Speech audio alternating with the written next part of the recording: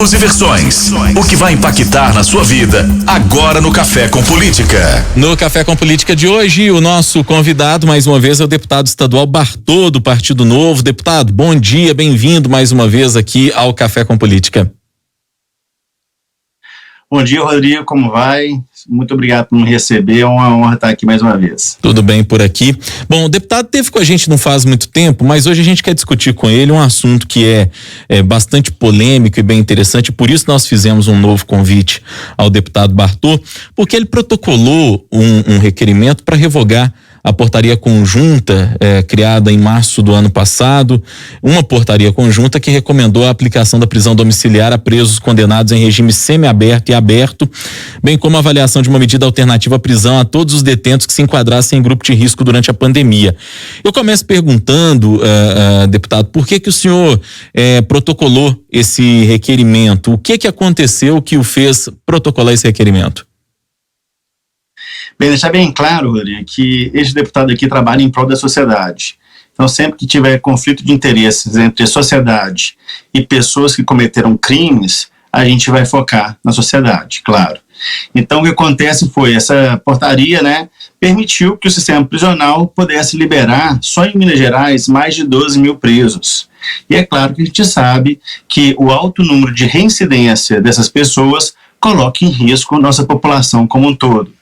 E com isso, o Ministério Público fez um estudo para poder analisar como que foi a questão desses 12 mil presos soltos, E não gerou surpresa na gente que foi cometidos aí mais de 11 mil delitos e crimes por estes presos que foram soltos nessa situação.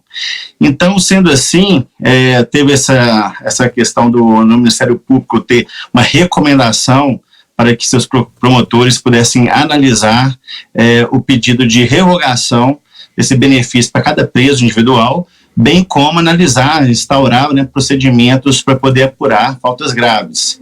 E aí, com essa brecha, a gente resolveu entrar com o requerimento para poder pedir para suspender essa portaria, revogar, ou até mesmo, a gente mandou ofícios também, para que possa repensar uma nova alternativa. Porque aquele preso que estava no sistema semiaberto, ele trabalhava durante o dia e voltava para dormir no presídio durante a noite.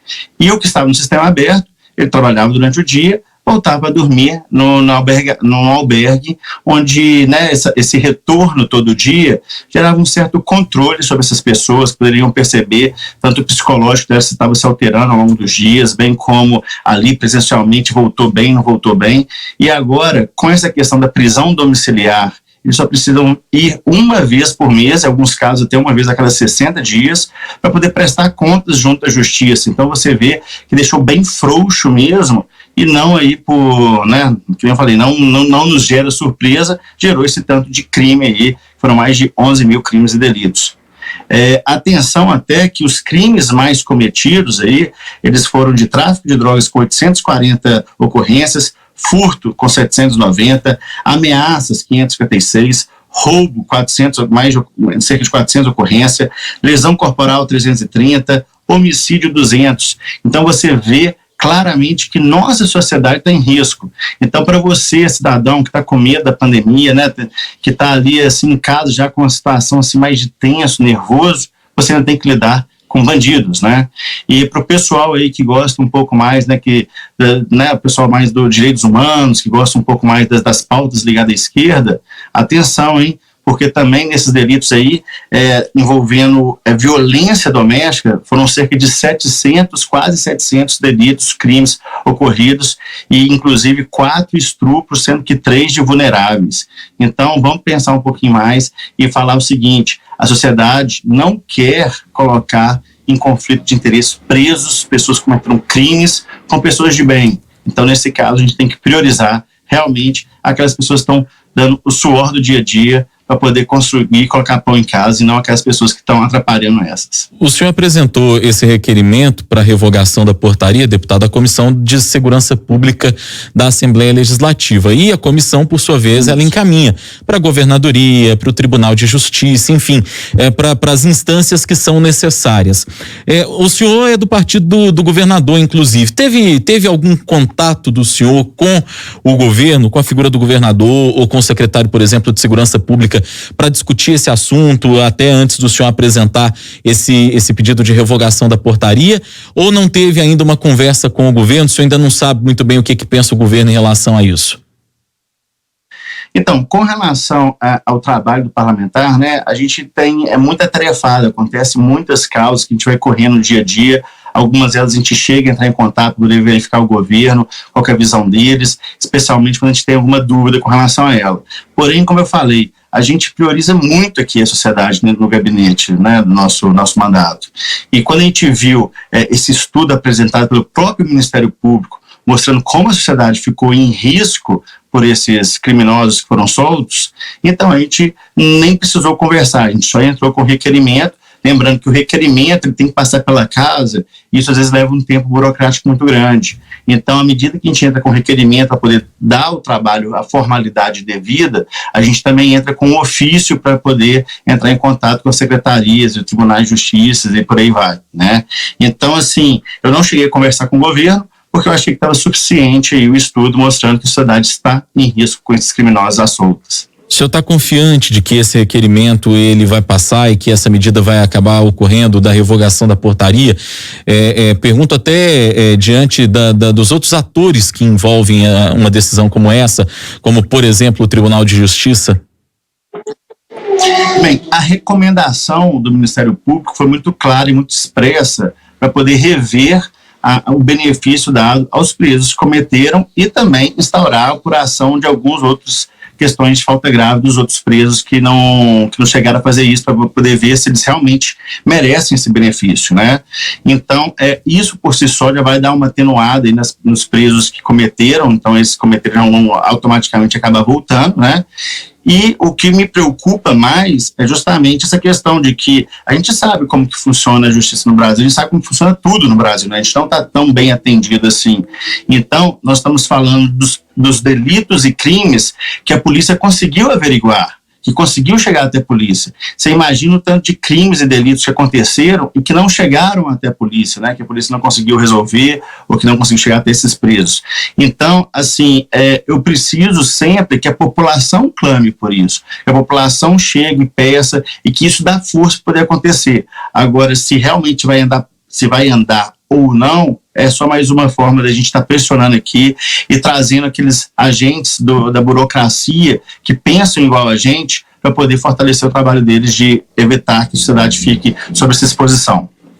E deixar bem claro, tá, Rodrigo? A gente aqui não é contra tratar o preso de forma desleixada ou colocar os presos em risco, né, por conta dessa pandemia. A gente analisou também que durante o período da pandemia, cerca de 4.300 presos pegaram Covid e apenas 9 vieram a óbito. Então você vê que não é um ambiente onde que causa tanto risco assim para eles também, né?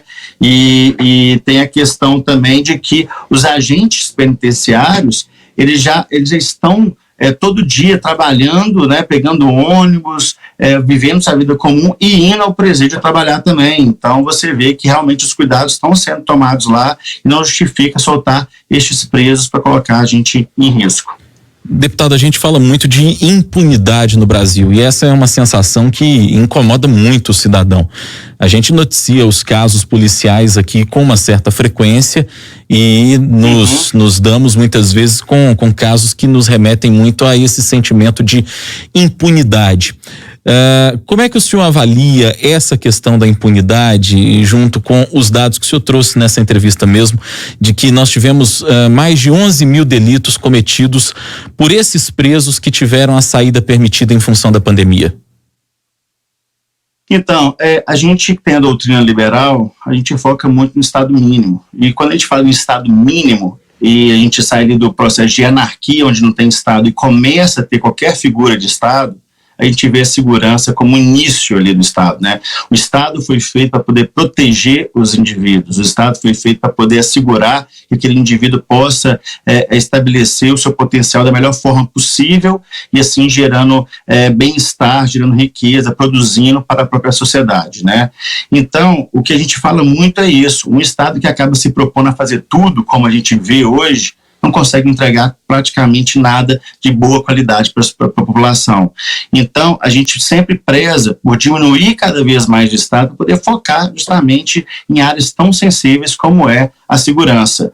Então, assim, a gente vê que, eu não entendi bem ao certo, acho que eu não sei se eu me perdi aqui na pergunta, você quer refazer para deixar mais claro o que você estava querendo, Rodrigo? Desculpa. Eu havia perguntado, deputados, como é que o senhor avalia essa questão da impunidade e é a sensação que o cidadão tem, a gente recebe aqui participação de ouvinte todos os dias praticamente, né?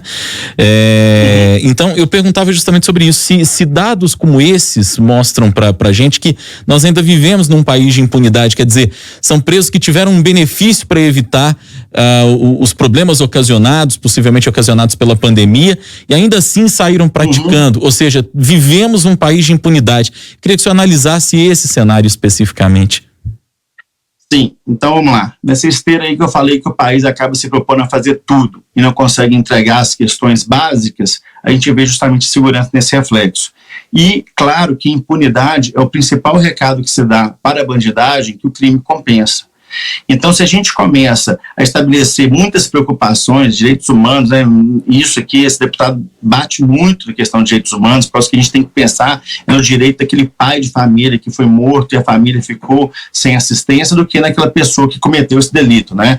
Então, quando a gente começa a gerar muita discussão a respeito, vai gerar muito trabalho do Estado, que vai além do que ele deveria fazer, acaba que ele prevalece e ajuda na impunidade. E essa impunidade, que nem você falou, deixa a população muito revoltada, muito descrente. A gente não tem um sentimento de justiça aqui no país. A gente vê que criminosos que não têm acesso a advogados, que não têm acesso a dinheiro, eles acabam sendo presos ali na primeira instância mesmo, não tem como recorrer, e são presos, né, os criminosos de galinha, né, que falam ladrão de galinha é preso, enquanto que criminosos que têm acesso à justiça, né, que têm acesso a advogados, que têm bons recursos ali, poder fugiu a palavra aqui, protelar, né, sua prisão, entrando com recurso para recurso. Nós vemos também o Brasil como o único país da OCDE que não tem prisão nem em primeira instância, nem em segunda instância, porque a grande maioria dos países da OCDE, a prisão acontece na primeira instância, em alguns poucos só na segunda instância, e no Brasil nem na segunda instância é feita a prisão, né, preventiva, a prisão que fique, né, dos condenados. Então, assim, é um sentimento muito ruim. Mas por isso que a gente tem que pedir também sempre, né, eu gosto muito de jogar para a população, porque para mim com certeza a mudança vem da população, até porque os políticos respondem às pautas que a população coloca para discutir, né? Então, se a gente não trazer a população para poder focar mais, entender que a gente precisa de um Estado menor, onde consiga se concentrar aí na segurança. Eu, por exemplo, ex-deputado aqui, nesse ano de 2021, a gente está mandando 70% da nossa emenda voltada apenas para a segurança, né? No ano passado a gente já mandou dinheiro para a segurança, esse ano estamos mandando 70% de todas as emendas disponíveis para o gabinete, inclusive para o sistema prisional, tá? Que nem a gente fala, a gente não é contra aqui a segurança do preso. Você vê aqui que a gente mandou, ano passado a gente mandou R$528 mil para poder fazer o sistema de videoconferência e assim evitar que haja toda hora o transporte de preso para cá e para lá, que gera um custo muito grande para o Estado e coloca os agentes penitenciários em risco. E esse ano a gente está mandando R$600 mil, sendo que 450 mil para a questão de fotovoltaica, né, para poder gerar energia, poder pagar, ser sustentável, bem como R$143 mil para captação da água da chuva. Ou seja, a gente precisa realmente reforçar aquilo que precisa ser reforçado, né? Eu prolonguei, né, Rodrigo? O nosso tempo já está aqui se esgotando, deputado, mas antes a gente tem, o senhor sabe, a hora do bate-pronto.